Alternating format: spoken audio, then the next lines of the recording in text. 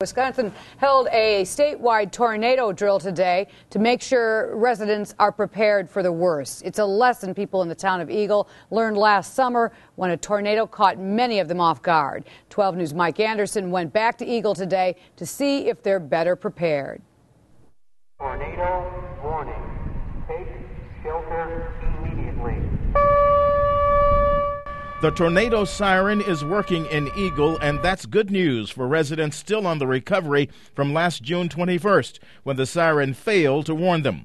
A tornado toppled trees, knocked down power, and blew people out of their homes before many knew what hit them. When you've been in a situation like that and you feel so powerless, it can be a little bit scary to be moving into the storm season again. Why didn't they go out? There was a mechanical failure of some of the components on the siren.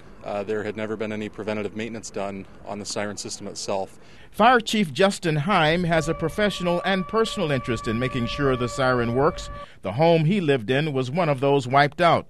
The equipment and hardware is owned by the Village of Eagle, and they have taken steps to rectify that and ensure that preventative maintenance is done on our outdoor warning system.